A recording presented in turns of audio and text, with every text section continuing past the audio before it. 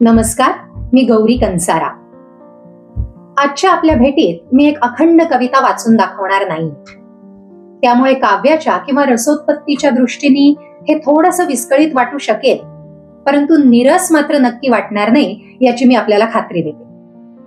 आज मी आपल्यासाठी घेऊन आले मराठी शायरी आणि अर्थात मराठी मुशायऱ्याचे जनक भाऊसाहेब पाटणकर.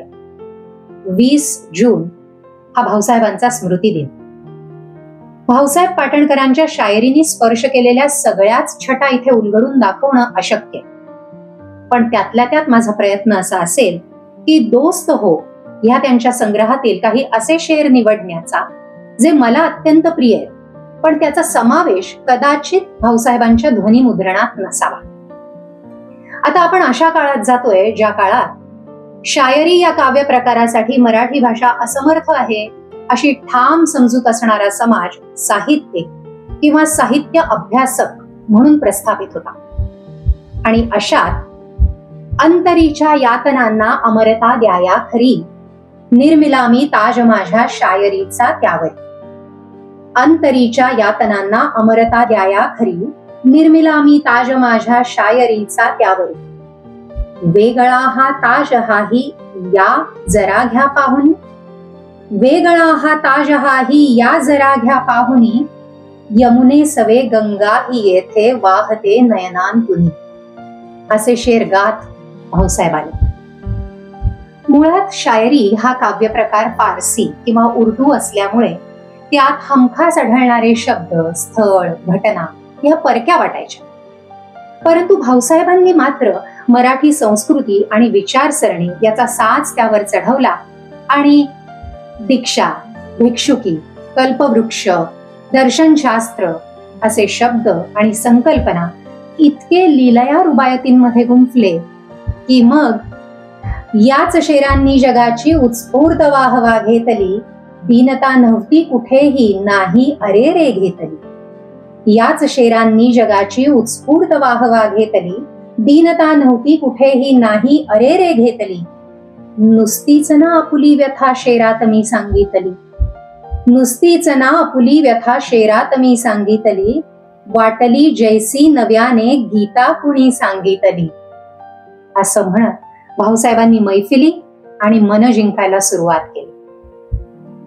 अनेक विषय आणि अनेक रंग असणाऱ्या या शायरीमध्ये मला प्रकर्षाने दिसते ती रुंद उरानी मान्य केलेली बेफिकीर वृत्ती.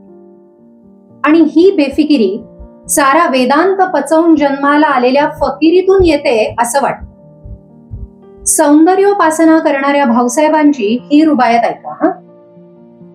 अंतरीचा मम जरासा उजळावयाचा राहिला, आहे अविद्या लेश काही ज्ञानोत्तरीही राहिला. अंतरीचा मम जरासा उजळावयाचा राहिला, आहे अविद्या लेश काही ज्ञानोत्तरीही राहिला. इतुका जरी अध्यात्म कोणी चंद्रात आहे पाहिला, इतुका जरी अध्यात्म कोणी चंद्रात आहे पाहिला, मानू आम्ही त्यानेच आहे चंद्र काही पाहिला. आसक्ती ते विरक्तीचा हा केवढा प्रवास. भाऊसाहेबांच्या शायरीचं यथोचित वर्णन त्यांच्याच एका शेरात इतकं चारुरूपात आलंय. सन्मानिले वैराग्य आम्ही शृंगारही सन्मानिला, सन्मानिले वैराग्य आम्ही शृंगारही सन्मानिला, अंकावरी आहे रतीच्या बुद्ध येथे झोपला. भोग आणि योग हे दोन्ही भाऊसाहेबांच्या रुबायतींमध्ये इतके लीलया गुंफलेले दिसतात आणि मग वाचक आणि श्रोता नकळत त्यात हरवत जातात. आता ही एक रुबायत ऐका हा. मत्तगंधाची जिथे रानवेलीची फुले, दिसतील तेथे जाण माझे प्रेत आहे गाडले. मत्तगंधाची जिथे रानवेलीची फुले, दिसतील तेथे जाण माझे प्रेत आहे गाडले. मोहुनी येतील जेव्हा भृंग त्या कुसुमावरी, मोहुनी येतील जेव्हा भृंग त्या कुसुमावरी, जाणतो मस्तीत तेथे गातील माझी शायरी. पण हा मत्तगंध, उन्माद, अविवेक, व्यभिचार असा कुरूप नाहीये. ही आहे प्रसन्न खुशाल वृत्तीची अभिजात अभिव्यक्ती. आणि आता जाता जाता मला अत्यंत प्रिय असणारी त्यांची शायरी. भाऊसाहेबांची मूळ जिंदादिल शायरी पिंड आणि त्यात वकिली पेशा, त्यामुळे देवाशी सुद्धा त्यांचे शायरी दावे चालायचे. भाऊसाहेब भगवंताला म्हणतात, आलो तुझ्या दुनियेत नव्हतो चोरवा डाकू आम्ही, एकही ना चीज इथली घेऊनी गेलो आम्ही. आलो तुझ्या दुनियेत नव्हतो चोरवा डाकू आम्ही, एकही ना चीज इथली घेऊनी गेलो आम्ही. तेही असो अमुच्या सवे आणिला जाला इथे, तेही असो अमुच्या सवे आणिला जाला इथे, भगवन अरे तो देहही मी ठेवूनी गेलो इथे.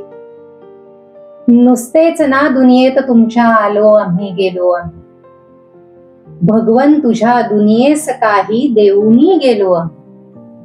नुसतेच ना दुनियेत तुमच्या आलो आम्ही गेलो आम्ही, भगवन तुझ्या दुनियेस काही देऊनी गेलो आम्ही. शायरी अर्पून गेलो माझे जणू सर्वस्वती, शायरी अर्पून गेलो माझे जणू सर्वस्वती. दुनिया तुला विसरेल भगवन ना आम्हा विसरेल ती. अशी अविस्मरणीय शायरी आपल्याला बहाल करणाऱ्या भाऊसाहेबांना सलाम. धन्यवाद.